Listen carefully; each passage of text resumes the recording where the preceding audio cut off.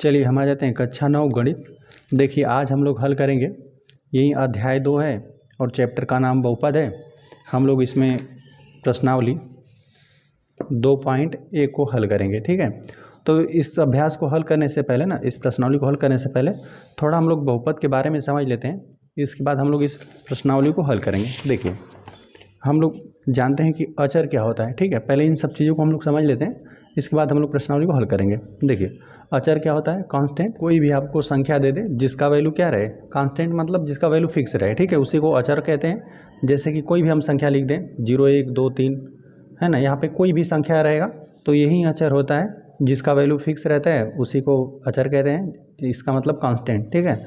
चलिए चर क्या होता है, वेरिएबल, जिसका वैल्यू फिक्स नहीं रहता है। जैसे कि हम लोग के पास कोई भी प्रश्न रहता है तो हम लोग एक्स वाई जेड इस प्रकार से यू वी डब्ल्यू कुछ भी हम लोग मानकर इस तरह से हल करते हैं ना। इस प्रकार से कोई भी प्रश्न रहता है हम लोगों के पास तो एक्स वाई जेड हम लोग इस प्रकार से मानकर हल करते हैं। तो अलग अलग प्रश्नों के लिए इसी एक्स का वैल्यू अलग अलग आता है, तो ये होता है वेरिएबल, है ना। एक्स वाई जेड यदि हम लोग किसी प्रश्न को मानकर हल करते हैं तो अलग अलग प्रश्नों के लिए एक्स वाई जेड का अलग अलग मान हमें प्राप्त होता है, ठीक है। तो ये होता है चर। चर यही रहेगा जिसका वैल्यू फिक्स नहीं रहेगा, है ना, मतलब जिसका मान बदलता रहे, ठीक है, अलग अलग प्रश्नों के लिए अलग अलग आ जाए, ठीक है। जैसे हम यक्स ही मान लेते हैं कि क्लास के सभी बच्चों की ऊंचाई है। यदि यक्स हम लोग मान लें तो अलग अलग बच्चों का हम लोग मापेंगे तो यक्स का वैल्यू अलग अलग आएगा, मतलब अलग क्लास के कोई बच्चे ही हैं, ठीक है, यक्स हम लोग मान लेते हैं उसको, तो अलग अलग बच्चों के लिए अलग अलग ऊंचाई आएगा, तो इसका मान बदल सकता है, ठीक है। यही होता है चर। और यहाँ पे जिसका वैल्यू फिक्स रहता है उसे कहते हैं अचर। चलिए जब इन दोनों को मिला दिया जाता है ना, चर अचर को मिलाने पर ही हम लोग का बीजीय व्यंजक प्राप्त होता है। जैसे कि हमने लिख दिया x² + 5, ठीक है। इसी को मतलब देते हैं आपके पास चर है, ठीक है। इसी पर यहीं पर गुणा भाग जोड़ घटाना की संक्रिया लगा देंगे ना, तो यही होता है बीजीय व्यंजक बन जाता है ना।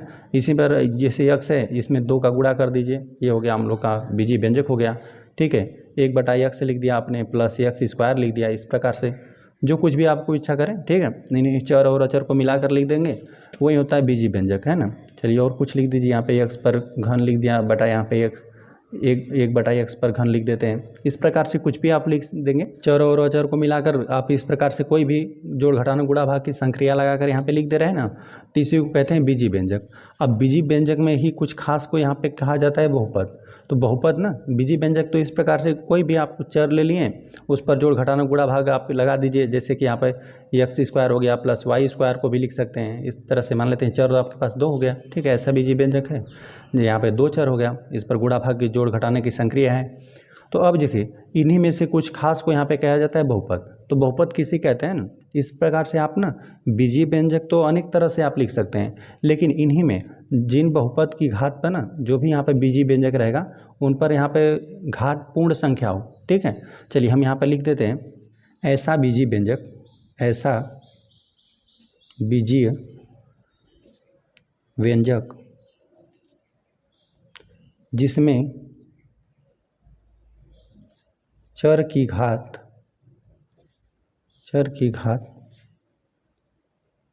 पूर्ण संख्या हो, बहुपद कहलाता है।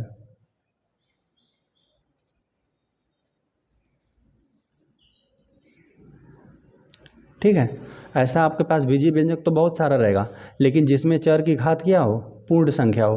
अच्छा पूर्ण संख्या क्या होता है, जिसे हम लोग होल नंबर कहते हैं, W। चलिए यहाँ पे 0 हो गया, 1 2 हो गया, 3, इस तरह से सभी धनात्मक संख्या कोई हो जाए, ठीक है। 0 से लेकर सभी धनात्मक संख्याओं को ही कहते हैं पूर्ण संख्या, ठीक है। या तो इसे धनात्मक पूर्णांक भी आप कह सकते हैं। पूर्णांक में धनात्मक संख्याएं आ जाएंगी, 0 भी आ जाएगा, ऋणात्मक भी आ जाएगा, ठीक है। तो यहाँ पर हम लोग को सिर्फ पूर्ण संख्या लेना है ना। 0 से लेकर सभी धनात्मक संख्या, है ना। 1 से लेकर सभी धनात्मक संख्या को क्या कहते हैं, प्राकृतिक संख्या। वहीं सिर्फ 0 सम्मिलित हो गया तो उसे पूर्ण संख्या बोल देते हैं। यदि ये सब संख्याएं रहती, 0 से लेकर सभी धनात्मक संख्या रहता और ऋणात्मक संख्या भी आ जाता तो उसे हम लोग पूर्णांक कहने लगते हैं, ठीक है। तो यही होना चाहिए, है ना। तो यही होता है ऐसा बीजीय व्यंजक जिसमें चर की घात पूर्ण संख्या हो, बहुपद कहलाता है। तो इसी में आप देख रहे हैं ना, यहाँ पे पूर्ण संख्या ले लीजिए, ठीक है, जिसका आप देखेंगे घात इस प्रकार से रहेगा ना, जिस पर चर मतलब यहाँ पे x y z इन्हीं की बात कर रहे हैं हम लोग। चर मतलब वेरिएबल हम लोग जानते हैं, ठीक है, जिसका मान बदलता रहेगा। अचर क्या रहेगा, जिसका मान निश्चित रहेगा, ठीक है। तो यहाँ पर जो भी यहाँ पर इस तरह से हमने बहुपद तो बहुत सारा लिख दिया, मतलब बीजी व्यंजक तो हमने यहाँ पे बहुत सारा लिखा हुआ है, ठीक है। तो इसमें बहुपद में कौन कौन शामिल हो पाएगा, तो देखिए एक्स स्क्वायर प्लस 5 है ना, तो यहाँ पे चर है, चर पर घात देखिए, यहाँ पर जो घात है इसमें आएगा, है ना, 2 आ रहा है इसमें, तो यह बहुपद हम लोग का बन जाएगा, ठीक है। यह बहुपद बनेगा, एक्स स्क्वायर प्लस 5 बहुपद बनेगा, ठीक है। अच्छा, यहाँ पर देख रहे हैं ना, और यहाँ पर ना 2x दिया हुआ है, ठीक है। तो 2x है, x की घात कितना है, एक ही है ना, कुछ नहीं रहता है, उसका मतलब क्या है, एक है, तो यह भी बहुपद में आएगा, ठीक है। लेकिन यह नहीं आ सकता, 1/x प्लस एक्स स्क्वायर दिया हुआ है, यह हम लोग का नहीं आ सकता। देखिए यहाँ पर हो जाएगा 1/x है और प्लस यहाँ पे एक्स स्क्वायर है, देखिए एक्स स्क्वायर तो है, ठीक है, तो इतना तो रहता तो एक्स स्क्वायर सिर्फ रहता तो बहुपद में आ जाता, लेकिन यहाँ पे 1/x क्या लिख सकते हैं, एक्स पर ऋण एक घात लिख सकते हैं, ठीक है, यही नहीं इसका मतलब हुआ, प्लस यहाँ पे एक्स स्क्वायर।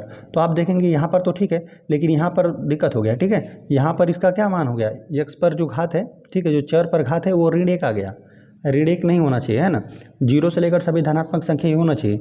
यदि कोई संख्या बटा में आ गया है तो उस पर क्या घात आ जाता है, यदि उसको हम लोग अंश में लिखेंगे, अंश में लिखते हैं तो घात क्या हो जाता है, ऋणात्मक हो जाता है। जैसे देखिए यहाँ पर x पर 3 घात है, ठीक है, प्लस 1/x पर 3 घात है, तो इसको हम लोग क्या है, ये हम लोग का बीजी व्यंजक ना बहुपद नहीं होगा, बीजी व्यंजक तो है लेकिन बहुपद नहीं हो सकता है हम लोग का। देखिए किस प्रकार से, x पर 3 घात है ना, यहाँ पे प्लस 1/x पर 3 घात है, ठीक है, यह तो है, यदि सिर्फ x पर 3 घात रहता तो यह बहुपद में आ जाता, लेकिन 1/x पर 3 की वजह से यहाँ पर नहीं हो पाएगा, ठीक है।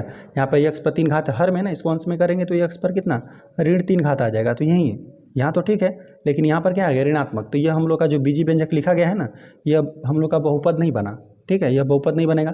जैसे कि यहाँ पर हर में यदि चर आ जाए ना तो यह बहुपद नहीं बनेगा। जैसे देखिए यदि हम लोग करंडी में x को भी लिख दें ना, तो x पर यह कितना घात है, 1/2 घात है, तो 1/2 इसमें नहीं आएगा, 0 से लेकर यहाँ पे 1 2 3 इस तरह से करेंगे, ठीक है, तो ये 0 और 1 के बीच में आएगा 1/2, तो यहाँ पर 0 1 2 3 इस प्रकार से कोई संख्या नहीं है ना, तो यह भी हम लोग को कोई करंडी में संख्या आ गया तो यह भी हम लोग का बहुपद नहीं बन पाएगा। यही होता है बहुपद, क्या है, ऐसा बीजी व्यंजक में ही सही होना चाहिए, बस हम लोग उसके जो भी यहाँ पे चर रहेगा उस पर हम लोग ध्यान देंगे कि बस वहाँ पे घात है, वो घात क्या हो, यही पूर्ण संख्या हो। देखिए x square plus y square, यह यहाँ पे बहुपद में बनेगा, ठीक है, x square plus y square, तो यह बहुपद है। चलिए अब यहाँ पर हम लोग बहुपद के प्रकार समझ लेते हैं। तो शून्य बहुपद क्या होता है, ऐसा बहुपद, हम इस तरह से डेफिनेशन इसका बोल देते हैं, ठीक है।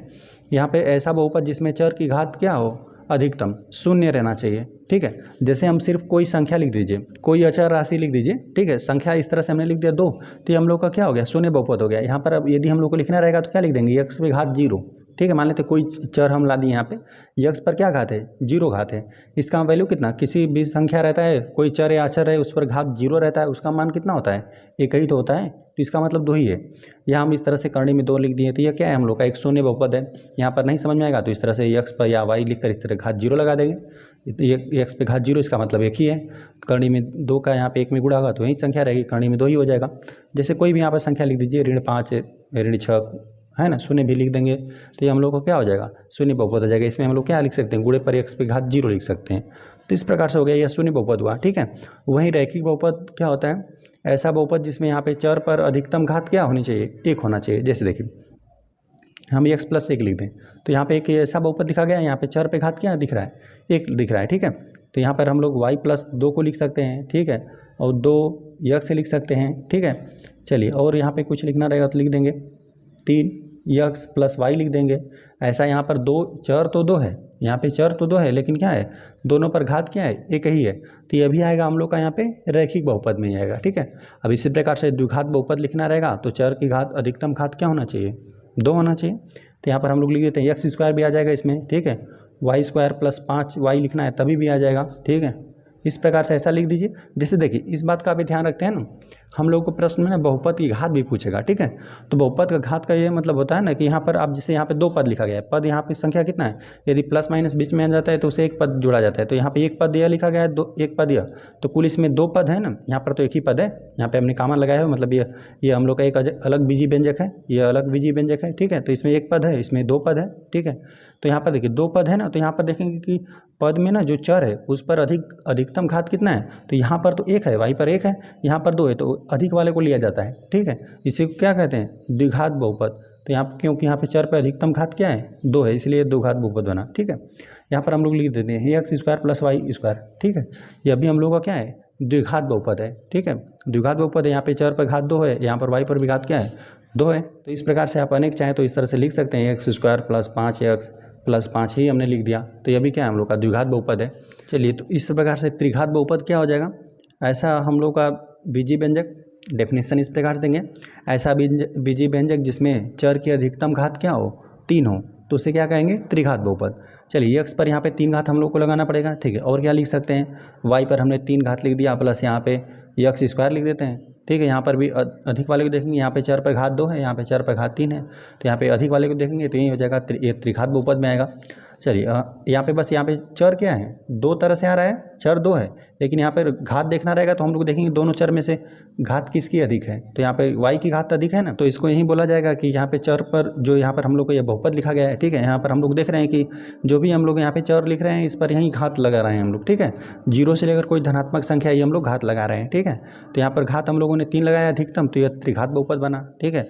और हम लोग चलिए लिखते हैं एक बार, यहाँ पे लिख दिया हमने 2, y पर 3 घात लिख दिया प्लस यहाँ पे हमने लिख दिया 2, चलिए y पर 2 घात प्लस यहाँ पे 2y और प्लस यहाँ पर हमने इस प्रकार से 5 लिख दिया। तो इसी प्रकार से, ठीक है, शून्य बहुपद रहेगा, यहाँ पे चर पर अधिकतम घात क्या रहेगा, शून्य रहेगा। जैसे कि यहाँ पर कोई हम लोग को वास्तविक संख्या लिख दे, ये होता है कि रैखिक बहुपद क्या होता है, रैखिक बहुपद यहाँ पर हम लोग देखेंगे कि जो ऐसा बहुपद रहेगा जिसमें यहाँ पे चर पर अधिकतम घात क्या रहना चाहिए, 1 होना चाहिए। यहाँ पर y पर एक घात है, यहाँ पे 2x है, ठीक है, x पर यहाँ पर घात कितना है 1 ही है, यहाँ पर भी घात 1 है। द्विघात रहेगा तो यहाँ पर चर पर हम लोग देखेंगे अधिकतम घात 2 रहेगा।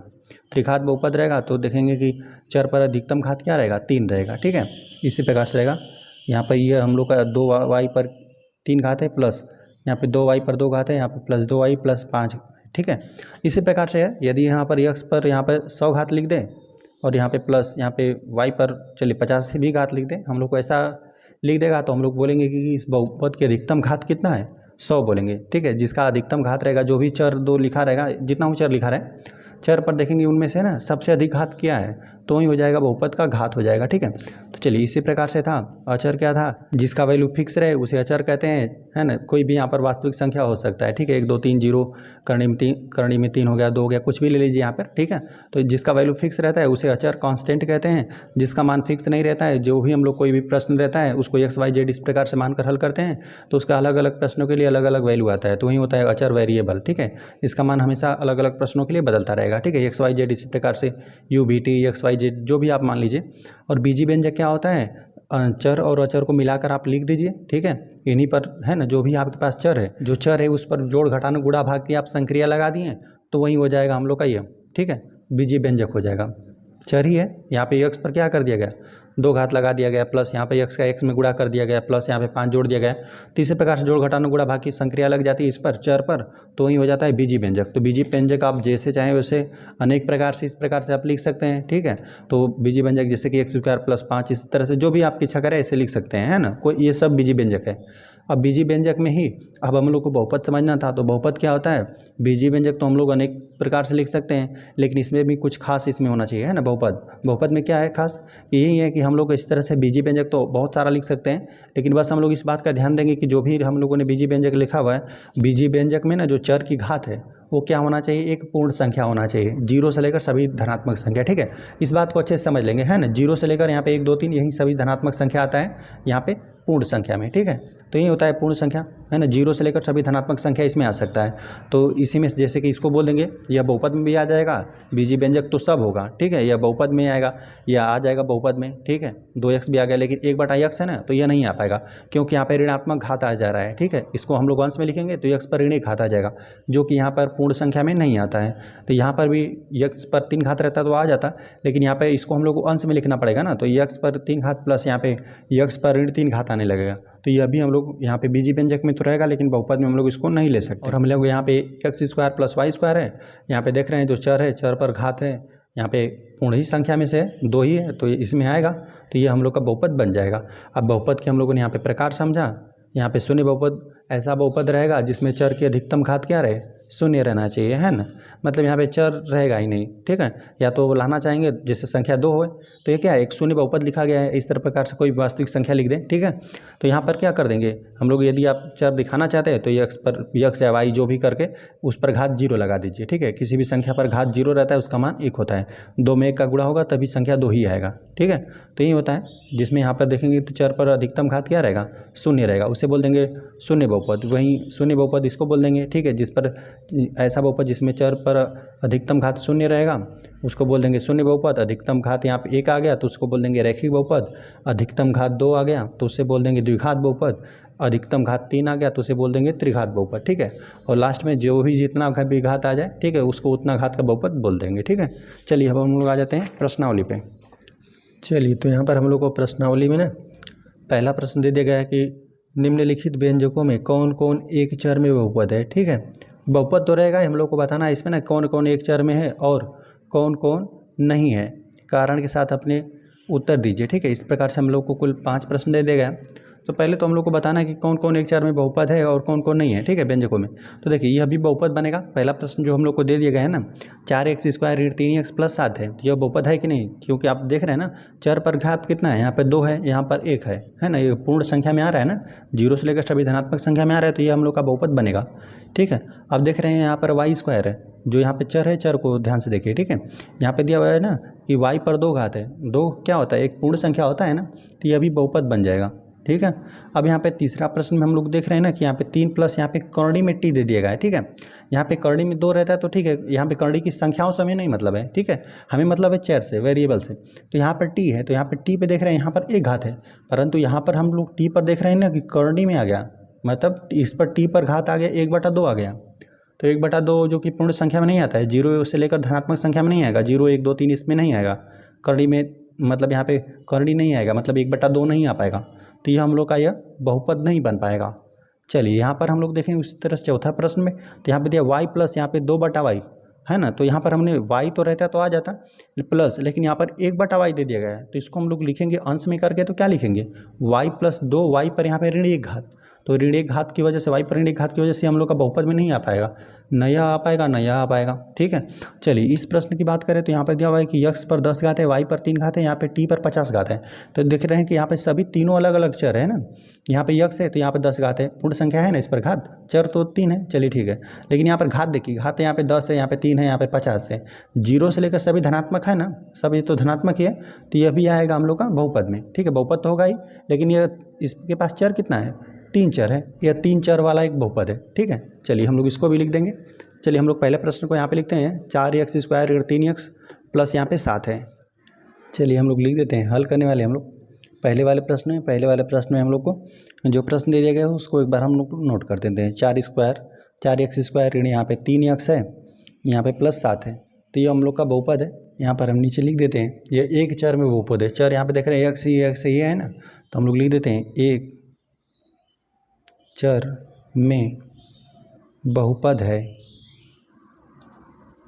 कारण भी लिखना है, ठीक है। चलिए कारण भी लिख देते हैं, क्योंकि चर रहेगा, जो चर हम लोग का यही x ही है, यहाँ पर भी x पर 2 घात है, यहाँ पर x पर 1 घात है, क्योंकि चर की घात पूर्ण संख्या है, 0 से लेकर सभी धनात्मक संख्या रह सकता है, ठीक है। चलिए यहाँ पर हम लोग आ जाते हैं सेकंड वाले प्रश्न पे। सेकंड वाले प्रश्न में हमें दे दिया गया है ना, देखिए यहाँ पे y² यहाँ पे करणी में 2 है, ठीक है। चलिए इसको हम लोग नोट करते हैं, y² यहाँ पे प्लस यहाँ पे करणी में 2, तो यहाँ पर हम लोग देख रहे हैं ना जो चर हम लोग का y लिखा गया है, y पर घात 2 है, ठीक है, तो यह भी आएगा पूर्ण संख्या में। और चर देखिए, चर सिर्फ यहाँ पे y है ना, तो यहाँ पे एक ही चर बना, ठीक है। हम लोग इसको भी लिख देते हैं, एक चर में बहुपद है क्योंकि यहाँ पे चर की घात पूर्ण संख्या है। चलिए इस प्रकार से सेकंड वाला प्रश्न भी हम लोग का हल हो गया। चलिए आ जाते हैं यहाँ पे थर्ड वाले प्रश्न पे। थर्ड में यहाँ पे देख रहे हैं हम लोग 3 है दिया हुआ है, यहाँ पे करणी में t दिया हुआ है, यहाँ पे प्लस t करणी में यहाँ पे 2 दिया हुआ है, तो यह नहीं बनेगा, क्यों, क्योंकि यहाँ पर टी पर यहाँ पे कितना घात है, 1/2 घात है, 1/2 यहाँ पे पूर्ण संख्या में नहीं आता है, तो ये हम लोग का नहीं बन पाएगा। चलिए हम लोग थर्ड वाले को नोट करते हैं। देखिए हमें दिए गए है ना, यहाँ पे 3 करंडी में टी और यहाँ पे प्लस यहाँ पे टी करंडी में 2। तो यहाँ पर यह बीजी व्यंजक जो हम लोग को लिखा गया है, यहाँ पे देखिए बीजी व्यंजक सब है।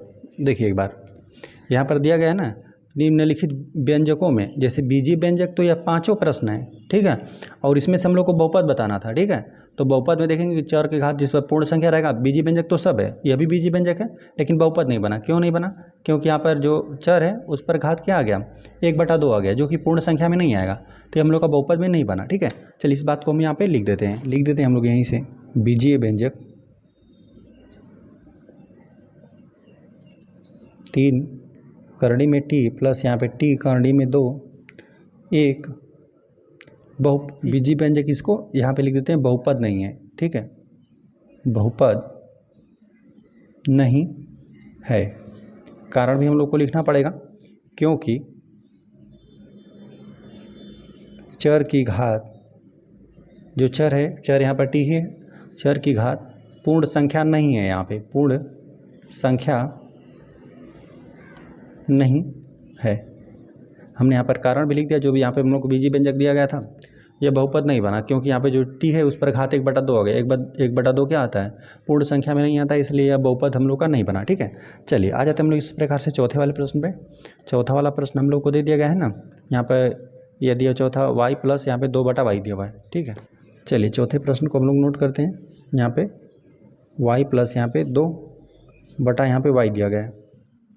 चलिए इसको हम लोग और क्या किस प्रकार से लिख सकते हैं, y प्लस यहाँ पे 2y पर कितना घात, ऋण 1 घात हम लोग लिख सकते हैं इसको, ठीक है। इसको अंश में ले जाएंगे तो घात क्या हो जाएगा, जो भी यहाँ पर जितना हो भी घात रहे, बस ऊपर अंश में ले जाएंगे तो वह ऋणात्मक हो जाता है। तो यहाँ पर देख रहे हैं कि ऋण 1 घात आ गया, तो यह पूर्ण संख्या में नहीं आया, 0 से लेकर सभी धनात्मक ये संख्या में नहीं आ पाएगा, ठीक है। हम लोग लिख देते हैं यहाँ पर भी बीजीय व्यंजक y प्लस यहाँ पे 2/y बहुपद नहीं है।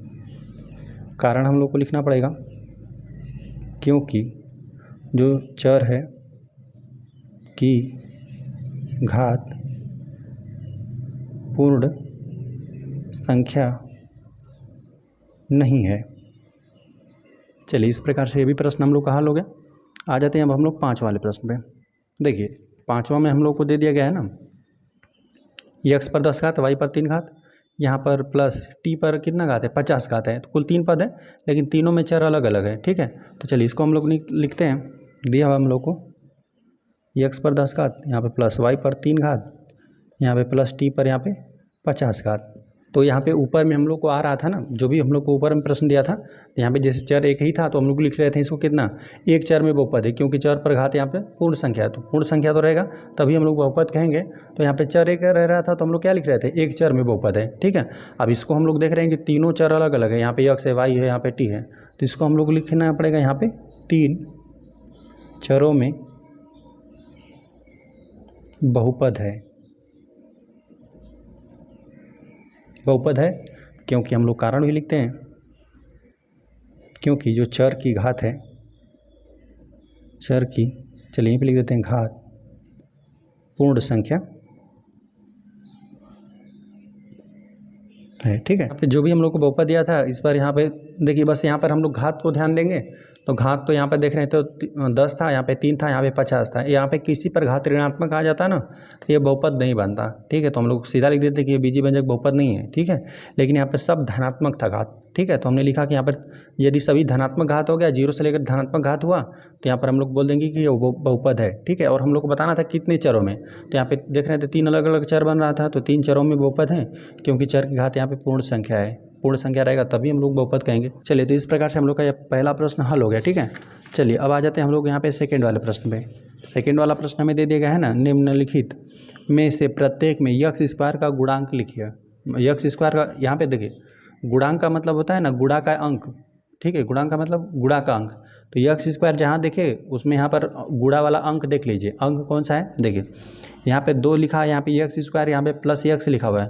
तो यक्स स्क्वायर देखिए कुल 3 पद है इसमें, 2 अलग पद है, यक्स स्क्वायर अलग पद है। यहाँ पे यदि कोई भी यहाँ पे बीजी व्यंजक लिखा गया है ना, तो यहाँ पे बीच में धनात्मक ऋणात्मक चिन्ह आ जाता है तो वो अलग पद हो जाता है। जैसे देखिए इसमें यह बीजी व्यंजक लिखा गया है ना, इसमें कुल 3 पद है, ठीक है, बहुपद तो है क्योंकि यहाँ पे चर पर घात क्या है, पूर्ण संख्या है, ठीक है। तो यहाँ पर देखिए 2 अलग पद है, यक्स स्क्वायर अलग पद है, यहाँ पे यक्स है अलग पद है, तो इसमें कुल 3 पद है। तो यहाँ पे जो यक्स स्क्वायर वाला पद ही है, तो इसके देखिए यहाँ पे यक्स स्क्वायर के गुणे में क्या है, यहाँ पे कोई संख्या आपको नहीं दिख रहा है ना, तो इसका मतलब है कि इसके गुणे में क्या है, 1 है, कुछ नहीं रहता है उसका मतलब 1 होता है।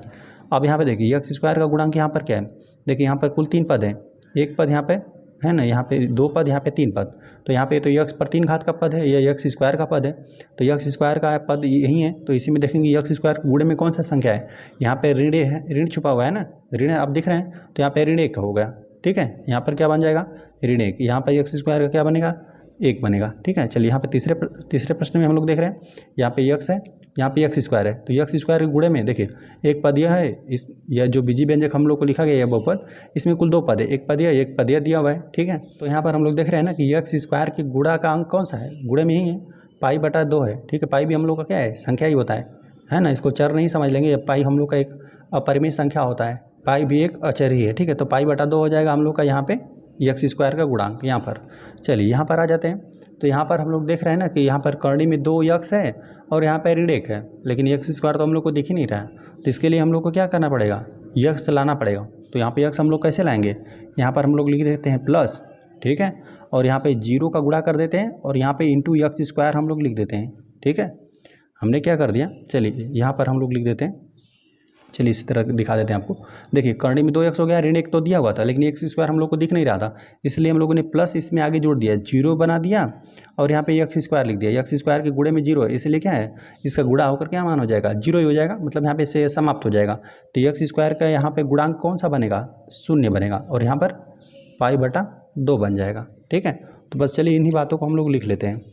चलिए इस तरह हम लोग पहले प्रश्न को नोट करते हैं, लिख देते हैं हम लोग, हल करने वाले हम लोग दूसरे वाले प्रश्न को, दूसरे में भी हम लोग पहला प्रश्न और पहला प्रश्न को हम लोग नोट करते हैं। 2 यक्स स्क्वायर 2 है, यहाँ पे प्लस है, यक्स स्क्वायर यहाँ पे प्लस यक्स है।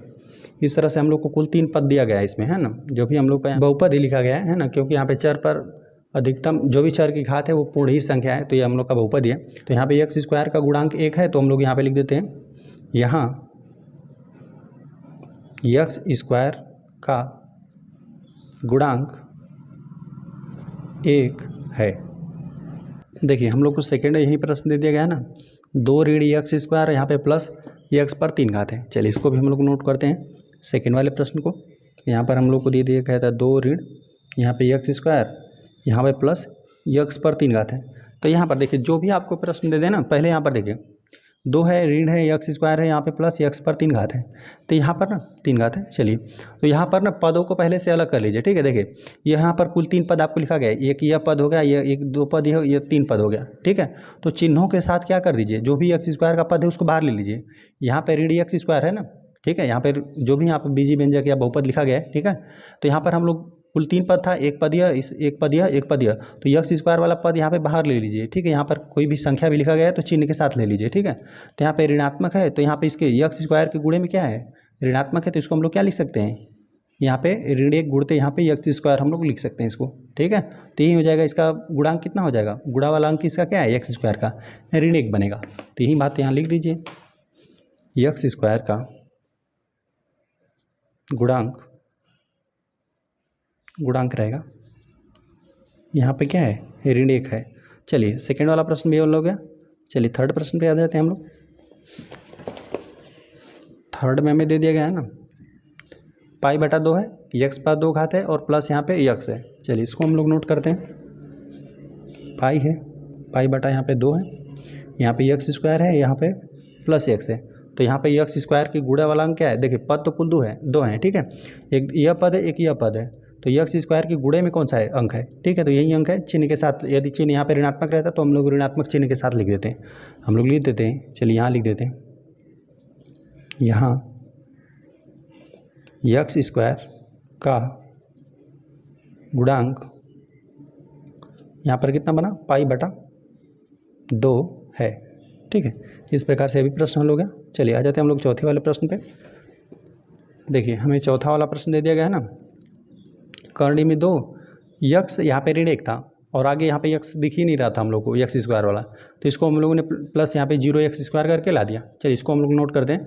करणी में 2x ऋण 1 है, यहाँ पे करणी में 2x ऋण 1 है, तो हम लोग यहाँ पे x² हम लोग को दिखना भी चाहिए। चलिए प्लस हम लोग लिख देते हैं 0 × x²। तो यही हम लोग को प्रश्न में कुल 2 ही पद दिया था, लेकिन दोनों पद में x² था ही नहीं, तो हम लोगों ने यहाँ पे एक पद और बना दिया x² करके, यहाँ पे 0 का गुणा कर दिया।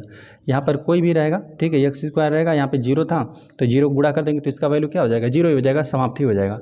चलिए तो इसको हम लोग लिख देते हैं, यहाँ x² का गुणांक, गुणा वाला अंक यहाँ पे 0 ही रहा होगा। ठीक है, तभी इसको क्या कर दिया होगा, शून्य करके इसको समाप्त कर दिया होगा। ठीक है, तो इस तरह से दूसरा प्रश्न भी हल हो गया। आ जाते हैं हम लोग क्वेश्चन नंबर 3 पे। क्वेश्चन नंबर 3 दे दिया गया है ना, 35 की घात के द्विपद का, ठीक है, 35 की घात का द्विपद मतलब जो भी बहुपद लिखा रहेगा ना, उसमें हम लोग को जो भी बहुपद की घात हो 35 होना चाहिए और साथ साथ पद उसमें कितना होना चाहिए, 2 होना चाहिए। ठीक है, 2 हम लोग पद लिख देंगे, यहाँ पे बीच में धनात्मक ऋणात्मक जो भी आप चिन्ह लगा सकते हैं। और यहाँ पे दिया हुआ है, और 100 की घात के एक पदी का एक एक उदाहरण दीजिए। ठीक है, यहाँ पे 35 का घात का हमें द्विपद लिखना है और 100 की घात का एक पद ही लिखना है। ठीक है, चलिए हम लोग हल तीसरे वाले प्रश्न कर देते हैं, लिख देते हैं, हम लोग हल करने वाले हैं तीसरे वाले प्रश्न को। देखिए एक बार हम यहीं पे लिख देते हैं, 35 की घात का हम लोग को द्विपद लिखना है, द्विपद। देखिए द्विपद मतलब हुआ ना कि उसमें कुल 2 पद होना चाहिए और 35 अधिकतम घात कितना होना चाहिए, 35 होना चाहिए। जैसे देखिए हम लोग यहाँ पे लिख देना, जैसे हम देखिए x² प्लस यहाँ पर हमने 5 लिख दिया। ठीक है, तो इसमें देखिए पद पहले हम लोग जोड़ना इस प्रकार सीख लीजिए कि बीच में यदि धनात्मक ऋणात्मक आ गया तो उसे बोलेंगे द्विपद। जैसे हम सिर्फ यहाँ पे x लिख दें तो इसमें कुल कितना पद है, एक ही पद है। यदि x² प्लस 5 हमने लिख दिया तो यहाँ पे बीच में धनात्मक ऋणात्मक चिन्ह कुछ भी आ जाए तो यहाँ पे देखिए कुल ये एक पद बना, एक पद बना, ये द्विपद हुआ। ठीक है, और इसमें प्लस यहाँ पे 3 मान लेते, 3 नहीं 3 तो इसमें जुड़ ही जाएगा। चलिए यहाँ पर हम लोग लिख देते हैं 3x आ जाता। ठीक है, तो यहाँ पर कुल कितना बनता, 3 पद बन जाता। ठीक है, एक पद एक पद एक पद, ठीक है, कुल 3 पद। इस तरह से पदों को जोड़ लेते हैं हम लोग। ठीक है, तो यहाँ पर हम लोग को 2 पद चाहिए और उसका घात कितना अधिकतम होना चाहिए, 35। देखिए इस प्रकार से लिख दीजिए, y पर यहाँ पर कितना घात, 35 घात लिख दीजिए, यहाँ पे प्लस 5 लिख दीजिए, यह भी हम लोग का बन जाएगा। देखिए पद कितना है, एक पद है या 2 पद बन गया। ठीक है, जो चर है उस पर अधिकतम घात कितना बना, 35 बना। ठीक है, यह इस तरह से भी लिख सकते हैं, x पर घात 35 लिख दीजिए, यहाँ पर प्लस y पर घात, यहाँ पर हम लोग को, चलिए हम लोग 35 से कम ही लिखेंगे, 35 से अधिक लिखेंगे तो घात यह मान्य हो जाएगा। ठीक है, चलिए यहाँ पर 30 घात लिख देते हैं, तो यह भी हम लोग का क्या है, द्विपद है। एक पद यह बना, एक पद यह बना, 2 पद बना। ठीक है, और यहाँ पर घात कितना बना, जो यहाँ पे चर है उस पर देखेंगे कि अधिकतम घात किस पर है, तो अधिकतम घात इस पर x वाले पर है। जो भी बीजी व्यंजक लिखा गया उस पर घात कितना है, 35 घात है। ठीक है, इसकी नहीं मान्यता होगी। ठीक है, यही यदि 35 से हम लोग यहाँ पे 36 कर दें तो अब मान्यता इसकी हो जाएगी। ठीक है, ये द्विपद पर लिखा गया है, 2 पद वाला यहाँ पे बीजी व्यंजक है या बहुपदी कह लीजिए। ठीक है, तो यहाँ पे लिखा तो गया है लेकिन यहाँ पे जो घात है, घात इसका अब जोड़ा जाएगा क्योंकि घात किसके अधिक है, 36 वाले की। ठीक है, इस y वाले का, तो इसकी मान्यता हो जाएगी।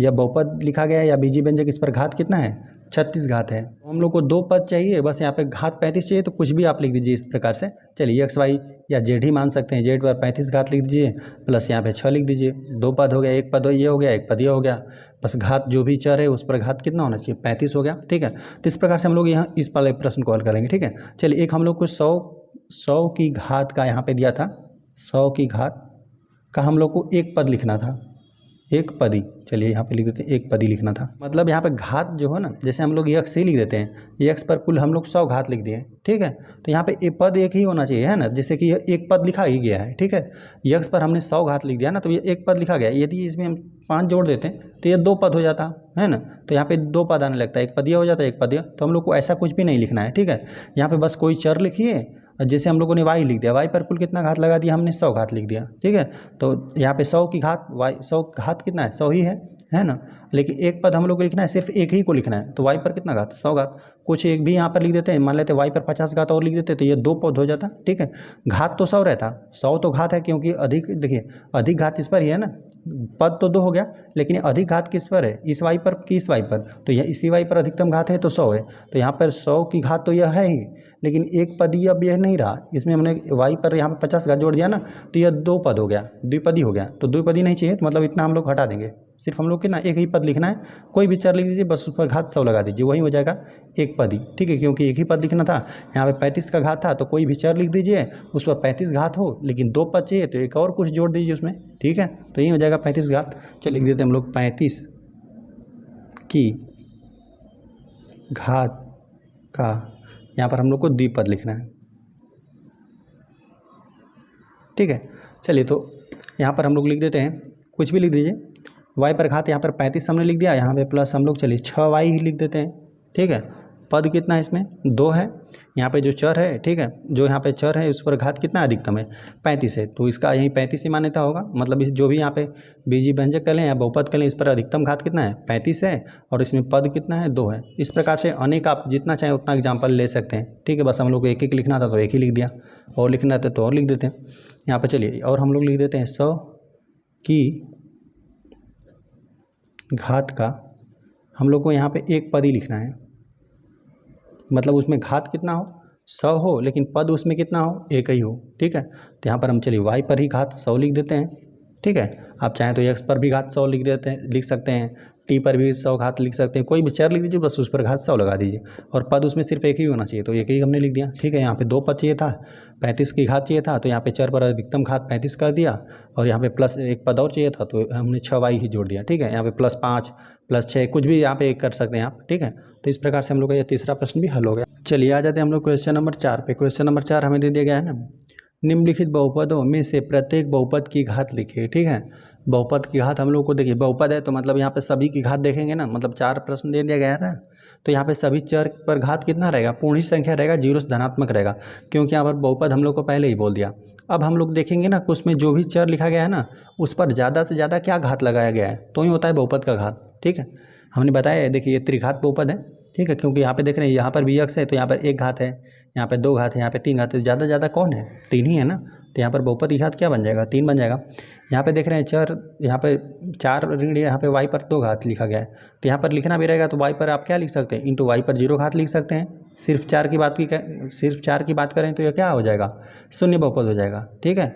यहाँ पे x पर मतलब y पर क्या 0 घात लिख सकते हैं इस प्रकार से, ठीक है। तो लेकिन हम लोग देखेंगे कि चर पर अधिकतम घात क्या है, तो y पर यहाँ पे 2 घात है, तो यह घात 2 घात वाला यहाँ पे बहुपद बना। चलिए यहाँ पर देख रहे हैं कि t है, चर तो यहाँ पर t ही है, इस पर घात कितना है एक ही है, तो ये 1 घात वाला बहुपद बन गया। अब यहाँ पर देख रहे हैं कि चर ही हम लोग का नहीं है, तो क्या करेंगे यहाँ पे x पर घात, यहाँ पे x y z कुछ भी लिखकर यहाँ पर घात 0 लगा दीजिए, क्योंकि किसी भी संख्या का घात 0 रहता है उसका मान 1 ही हो जाता है। 3 में 1 का गुणा करेंगे फिर भी 3 ही रहेगा, तो यहाँ पे x की घात क्या लगा देंगे 0 लिख देंगे, तो यहाँ पे जो बहुपद है उसकी घात क्या बन जाएगा शून्य बन जाएगा। तो चलिए इस पहले प्रश्न को हम लोग नोट करते हैं और हम लोग बारी बारी से इसको लिख लेते हैं। लिख देते हैं हम लोग हल। चौथे वाले प्रश्न करने वाले, चौथे में भी हम लोग पहला प्रश्न हल करेंगे, ठीक है। जो कि हम लोग को पहला दिया था उसको हम लोग नोट करते हैं एक बार। 5 यहाँ पे x पे 3 घात, यहाँ पे 4, यहाँ पे x पर 2 घात था, प्लस यहाँ पे 7x था। तो यहाँ पर चर यहाँ पे 1 घात है, यहाँ पे 2 घात है, यहाँ पे 3 घात है। चर की अधिकतम घात क्या है 3 है, तो बहुपद की घात क्या हो जाएगा 3 ही हो जाएगा। हम लिख देते हैं यहाँ चर रहेगा, चर की अधिकतम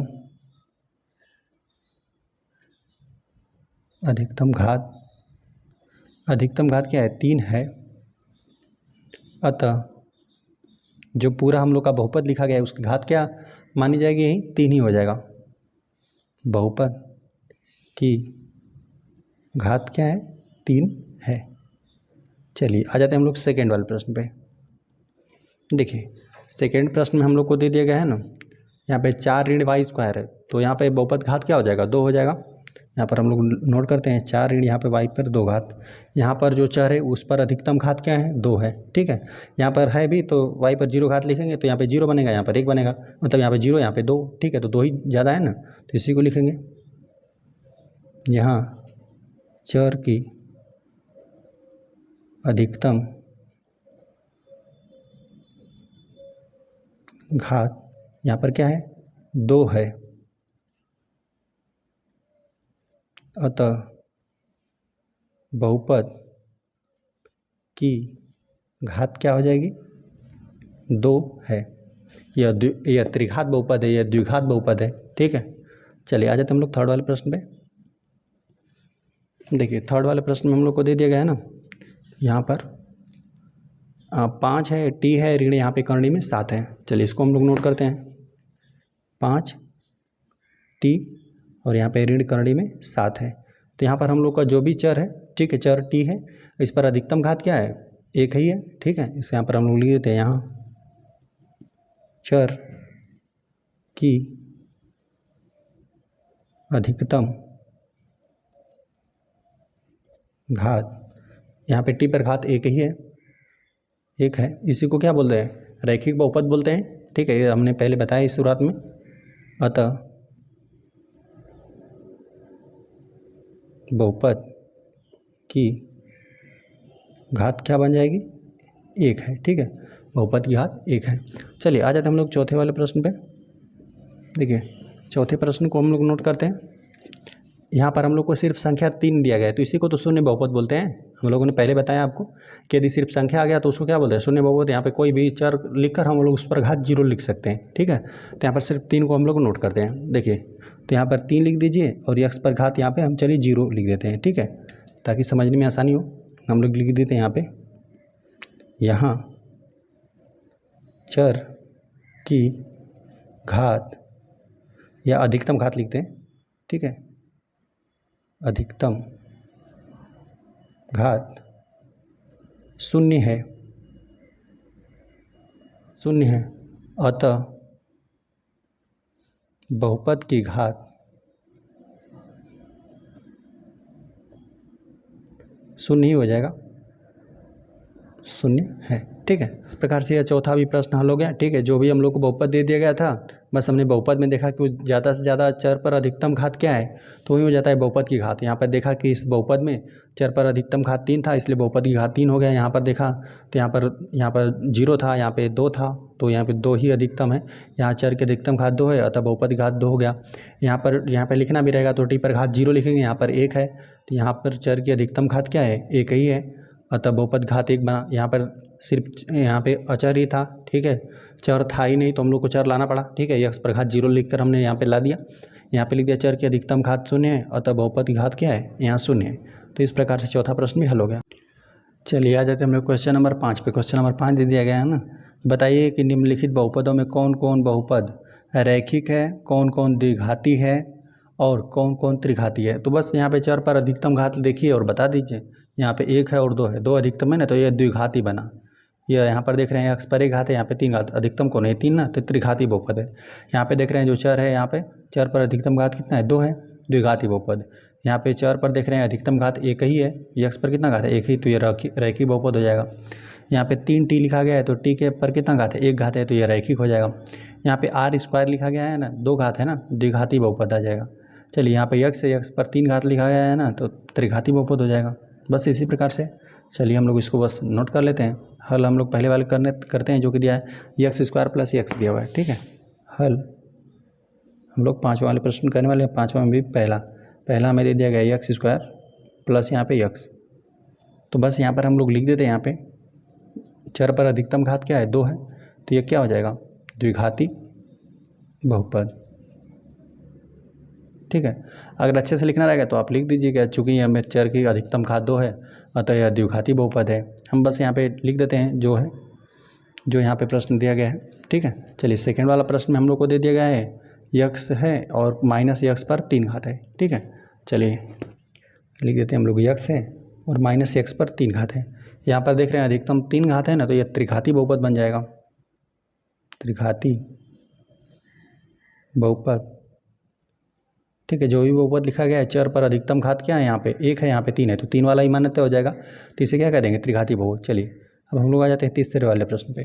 तीसरा वाला प्रश्न हमें दे दिया गया है वाई प्लस यहाँ पे वाई स्क्वायर, यहाँ पे प्लस 4 दे दिया गया है। ठीक है, तो यहाँ पे देख रहे हैं कि चर है, यहाँ पर चर पर घात 1 है, यहाँ पे 2 है, तो अधिकतम किसका है? 2 ही का है ना, तो यहाँ पर यह क्या बनेगा हम लोग का? द्विघाती बहुपद, द्विघाती बहुपद। चलिए आ जाते हैं हम लोग चौथे वाले प्रश्न पे। चौथा दे दिया गया कि 1 प्लस यहाँ पे यक्स दे दिया गया है ना। तो यहाँ पर कुल पद तो यहाँ पे 2 है, लेकिन यहाँ पे चर पर अधिकतम घात देखेंगे तो एक ही है, तो इसे कहते हैं रैखिक बहुपद। ठीक है, रैखिक बहुपद।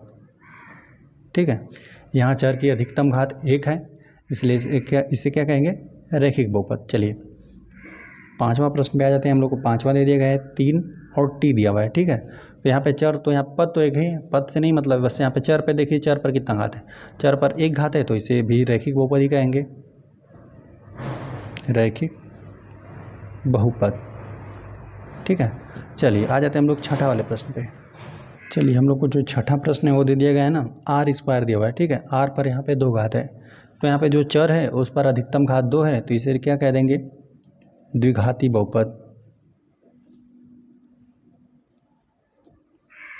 ठीक है, चलिए आ जाते हैं हम लोग यहाँ पे 7वां वाले प्रश्न पे। ठीक है, तो यहाँ पे हमें 7वां में दे दिया गया है ना 7, यहाँ पे यक्स पर 3 घात है, तो जो चर है उस पर अधिकतम घात क्या है, 3 घात है, तो ये हम लोग का क्या बना, त्रिघाती बहुपद। यहाँ पे हम लोग लिख देते हैं त्रिघाती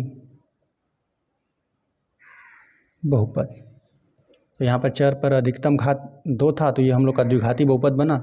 यहाँ पे चर पर अधिकतम घात 3 था, तो ये त्रिघाती बहुपद। यहाँ पे चर पर अधिकतम घात 2 था, तो ये द्विघाती बहुपद। यहाँ पे चर पर अधिकतम घात 1 था, तो इसे रैखिक बहुपद कहते हैं।